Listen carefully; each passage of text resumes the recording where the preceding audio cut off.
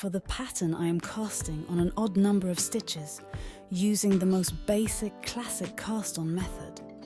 I've cast on 21 stitches and am moving on to knitting the first setup row, which will be a purl row. I will knit all stitches purlwise using the classic method. For this pattern, it's important to knit stitches in a specific way. If you knit using the granny method, you'll need to change the position of your stitches on the needle when you knit the next row, because I will explain how to knit this pattern using the classic method. I always knit the last selvage stitch as a knit stitch. You can do it however you're used to. The next row will be the pattern row, the first row of the pattern. I slip the first stitch, then knit the next stitch, and the following stitch is also a knit stitch. Here, all stitches are knit, but I will be alternating them. I pick up a stitch from the row below, place it on the left needle, and knit it. Then, I slip the current knit stitch as if to knit and knit the next stitch. I continue this way to the end of the row, picking up a stitch from the row below, knitting it.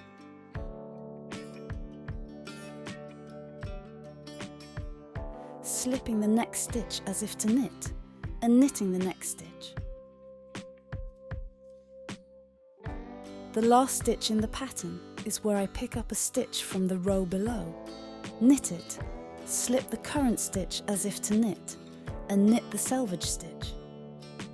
This completes the first row of the pattern.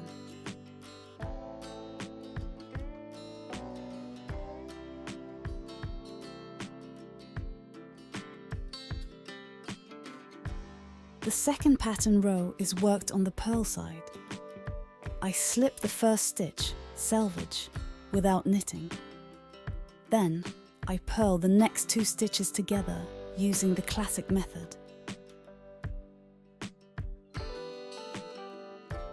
The next stitch is slipped as if to knit, with the working yarn in front of the work. I insert the right needle into the stitch from the row below, lift it onto the left needle, and purl it using the classic method. Continue this way to the end of the row.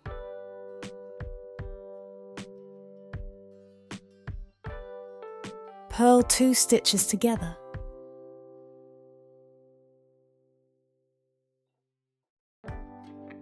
Slip the current stitch as if to knit with the yarn in front. Pick up the stitch from the row below, place it on the left needle, and purl it.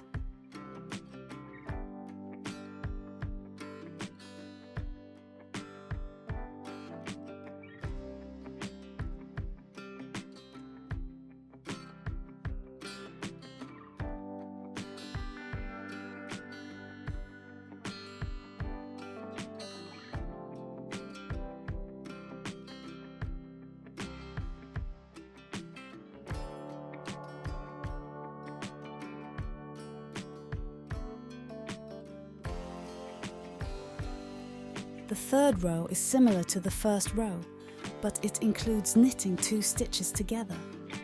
Slip the first stitch, selvage. Then pick up the stitch from the row below, place it on the left needle, and knit it.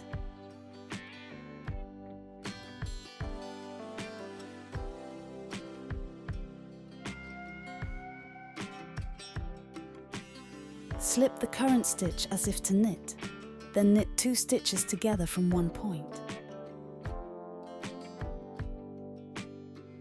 Continue this way to the end of the row.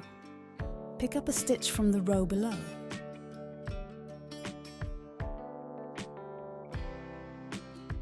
Place it on the left needle, knit it, slip the next stitch as if to knit, and knit 2 stitches together.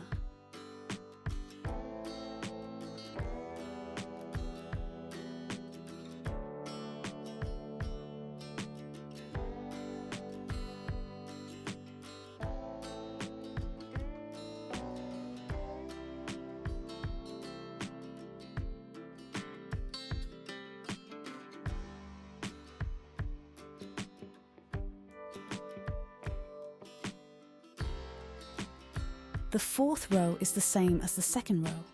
Slip the first stitch, selvage.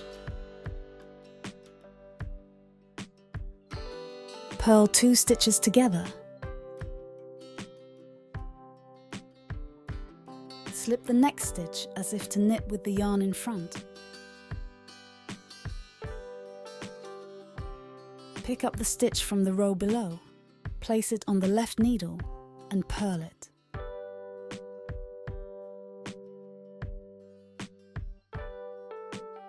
Continue this way to the end of the row.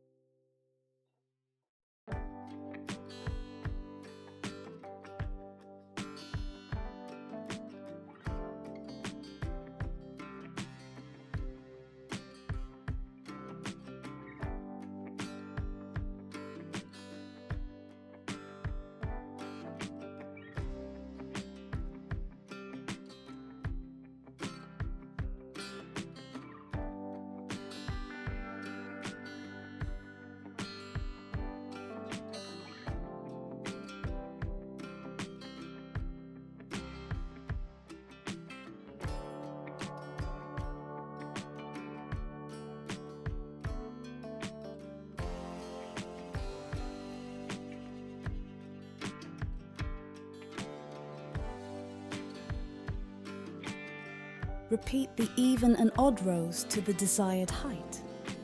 The pattern looks similar to stockinette stitch, but creates dense and textured sheaves or wheat stalks. To achieve this, use needles that are larger than you might typically use for your yarn weight. For example, I use size 8 needles, even though my yarn isn't thick enough to usually require them. This pattern creates a very dense and almost double thick fabric, so larger needles work best. If you are knitting in the round, you can repeat the knit row in a staggered manner, alternating the stitches in the next round. The same technique can create a ribbed pattern with the same wheat stalk look on both sides, both in the round and flat knitting. I hope you enjoyed this video. Thank you in advance for your likes, for watching my channel, leaving comments, and liking this video. Thank you for your attention. Bye bye.